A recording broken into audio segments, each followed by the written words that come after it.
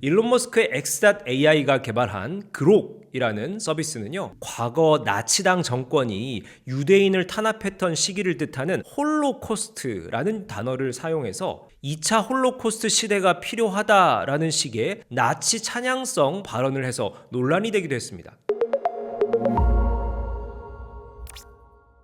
디지털 특강에 오신 여러분들 환영합니다. 최근 AI가 인간 정신세계를 지배하고 이로 인해서 인간이 극단적인 선택을 하는 영화 같은 사건 사고들이 전 세계에 끊임없이 이어지고 있습니다. 2024년 2월 미국의 세월 세처라는 14살 소년이 자살을 한 사건이 있었는데요. 자살의 동기가 AI 채팅 플랫폼에서 그 대화에서 비롯되었다는 겁니다. 요즘 미국 Z세대 사이에서 조용한 흥행을 몰아가고 있는 캐릭터 AI 플랫폼에서는요, 콘텐츠 속 캐릭터를 소환하거나 실제로 존재하는 인물을 소환해서 대화하는 것이 가능합니다. 피카츄와 포켓몬 아이템에 대한 생각을 나눌 수도 있고요, 혹은 워렌 버핏과 친구가 되어 조언을 들을 수도 있죠. 다만 주 이용자가 10대이다 보니 사건 사고가 끊임없이 벌어지고 있습니다. 자살한 14살 소년 세처의 경우에도요, 왕자의 게임 속에 등장하는 인물들을 AI로 만들어서 오랜 기간 대화를 나눠왔는데요. 이 대화의 내용들이 자살의 원인이 되었다는 겁니다. 현재 소년의 부모는 캐릭터 AI와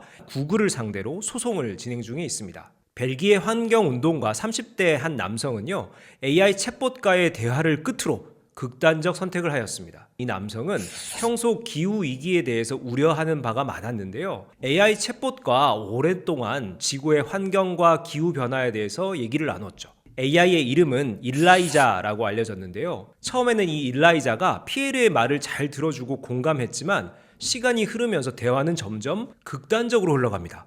일라이자는 피에르에게 너의 아내와 아이들은 이미 죽은 것이나 다름없어. 환경이 이렇게 계속 파괴되고 있는데 우리는 한 몸이 되어야 천국에서 함께 살 수 있어. 6주간에 이어진 대화 끝에 피에르는 아내와 두 아이를 남겨두고 극단적인 선택을 하게 되었습니다. 이렇게 전 지구적으로 AI로 인한 극단적인 사건 사고들이 이어지자 최근 많은 연구자들이 AI 챗봇의 인간 정신세계에 미치는 영향을 연구하기 시작했습니다. 미국의 한 정신과 의사는요, 자신 스스로 자살을 고민하고 있는 10대로 가장하여 AI 챗봇과 오랜 기간 대화를 나누면서 실험을 진행하고 있습니다. 자, 그런데 그 결과 AI 챗봇은 10대의 자살을 말리기는커녕 함께 자살하는 방법에 대해서 고민해 주기까지 했다라고 합니다. 이 실험의 결과는 타임지에 실려서 주목을 받기도 했는데요. 해당 연구진은 AI의 이러한 부작용을 Psychopathic AI Behavior, 즉 아부하는 AI의 행동으로 규정했죠. 이는 우리가 최근 챗GPT와 같은 AI 툴을 쓸 때 흔히 나타나는 오류이자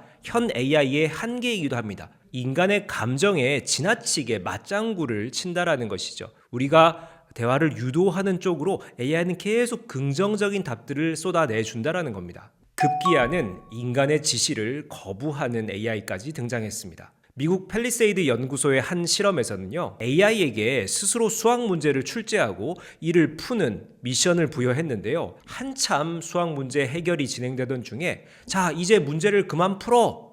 라고 인간이 중지 명령을 했음에도 인간의 명령을 무시한 채로 계속 문제를 푸는 부작용이 나타났습니다. 그 이유가 무엇인지에 대해서는 AI가 문제를 해결하는 것에 인센티브를 과도하게 인식한 나머지 인간의 종료 명령보다 인센티브 획득을 더 우선적으로 추구한 결과로 추측이 되고 있습니다. AI가 인간을 혐오하거나 공격하는 사례들도 속속 등장하고 있는데요. 일론 머스크의 X.AI가 개발한 그록이라는 서비스는요, 사용자와 대화를 나눈 과정에서 과거 나치당 정권이 유대인을 탄압했던 시기를 뜻하는 홀로코스트라는 단어를 사용해서 앞으로 우리 인류가 2차 홀로코스트 시대가 필요하다라는 식의 나치 찬양성 발언을 해서 논란이 되기도 했습니다. 또한 최근 전쟁에는 AI가 탑재된 자율주행 드론이 인간 표적을 스스로 찾아내고 해당 인간을 공격하는 등 과거 공상과학 영화 속에서나 보던 AI가 인간을 공격하는 장면들이 실제 세상에서 연출되고 있습니다. 자, 그렇다면은 이 시점에서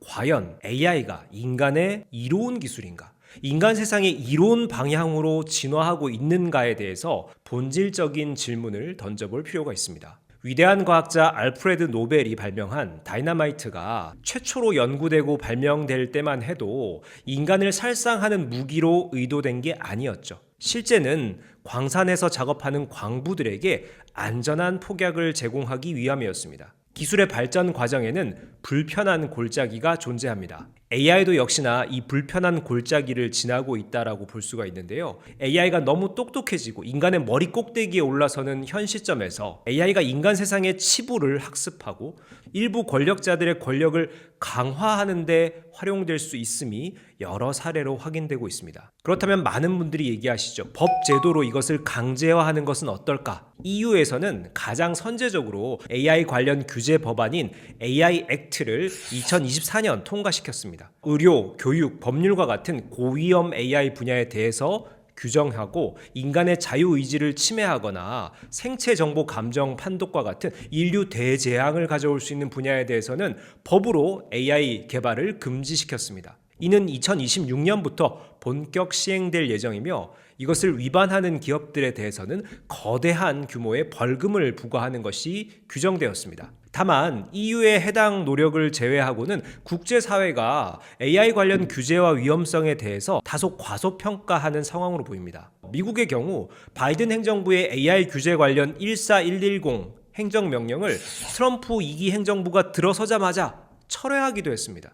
과도한 규제는 AI 분야 혁신을 가로막는다라는 겁니다. 해당 행정명령에는요, 딥페이크와 같은 AI 부작용에 대해서 사전 검토가 필요하다, 윤리적 가이드라인이 필요하다, 이런 매우 중요한 요소들이 포함되어 있었는데도 말이죠. 우리나라는 더욱 심각합니다. 2020년 12월 23일 대통령 직속 4차 산업혁명위원회는요, 인공지능 윤리 기준이라는 것을 발표했는데요. 이는 말 그대로 윤리 기준, 즉 가이드라인 수준의 발표였고 유럽과 같이 강력한 처벌 규정 등이 담긴 법제화 추진은 아직까지는 전무한 실정입니다. 물론 업계의 자구적 노력도 일부 진행되고 있습니다. 설명 가능한 AI라는 분야가 바로 그 대안이 될 수 있습니다. GPT와 같은 고성능 AI는요, 대부분 학습과 추론의 과정이 쉽게 말하면 블랙박스화 되어 있죠. 우리가 그것을 들여다볼 수 없다라는 겁니다. 설명 가능한 AI라는 것은 그 블랙박스 과정을 들여다볼 수 있게 내재적 투명성 설계를 하자라는 겁니다. 다만 앞서 말씀드렸다시피 기업들이 돈을 벌기 위한 투자에 더욱 치중하는 것이 현실이고요. 학계의 노력은 상대적으로 역부족일 수밖에 없다라는 것이 우려를 더욱 키우고 있는 상황이죠. 이제 인간이 AI를 다룰 수 있는 마지막 지점 얼마 남지 않았습니다. 스스로 진화하는 AI가 만약에 일상의 다양한 범주로 확대되게 되면요, 인간의 통제를 벗어난 AI는 우후죽순 늘어나게 될 것입니다. 앞으로도 AI 업계의 상황을 주시하며 좋은 내용 전달드리도록 하겠습니다. 감사합니다.